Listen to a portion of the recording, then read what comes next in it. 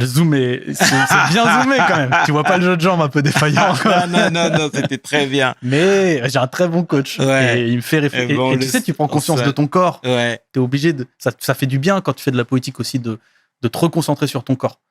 Et donc là, bon, je vais m'y remettre. Là, normalement, j'ai un entraînement dimanche. Il faut que je vois avec Djibril. Mais ouais, c'est des moments importants en fait. Faut se dépenser un peu quand même. C'est parfait. En tout cas, David, au nom de toute l'équipe de We Hustle, on te remercie sincèrement. C'est moi qui vous remercie. Désolé d'être bavard. Mais non, pas du tout. T'as été parfait sincèrement parce que on avait besoin d'entendre ce discours. On avait besoin d'entendre tout ce que tu avais à nous dire, cette générosité qui te caractérise, toutes ces belles choses, ces expériences, ton background. Et merci pour tout ça, sincèrement, David. C'est moi qui vous remercie. Si je pars juste en donnant un dernier conseil à ceux qui nous écoutent, c'est franchement, hésitez jamais à courir après le bonheur, quoi.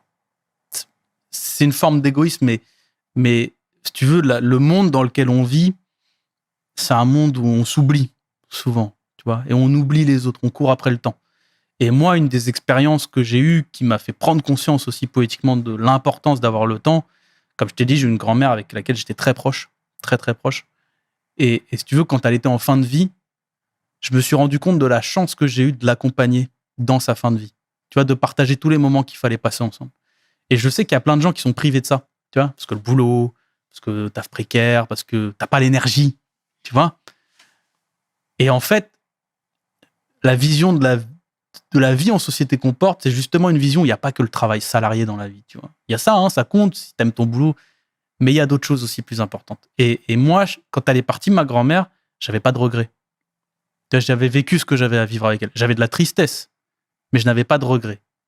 Et je sais qu'il y a plein de Français qui ont des regrets, tu vois, parce qu'ils n'ont pas eu le temps, parce qu'ils n'ont pas eu l'énergie, parce que...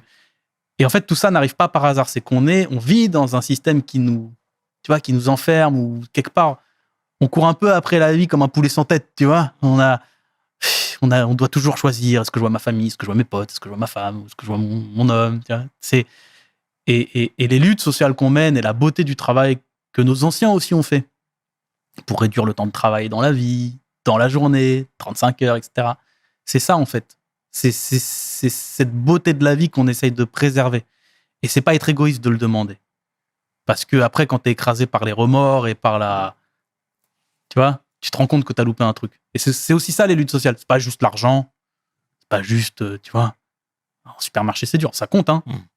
Mais c'est aussi ce temps-là dont on a besoin pour être des êtres humains accomplis. Ça passe pas par des applis, ça passe pas par des...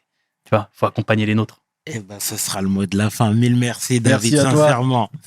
C'était le tiers.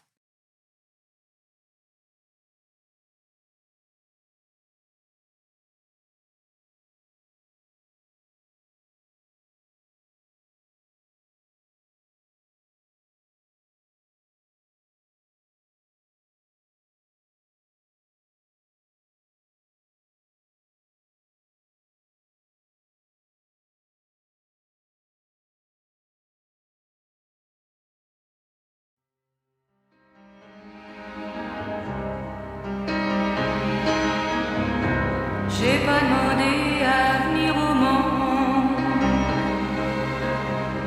Je voudrais seulement qu'on fiche la paix. J'ai pas envie de faire comme tout le monde.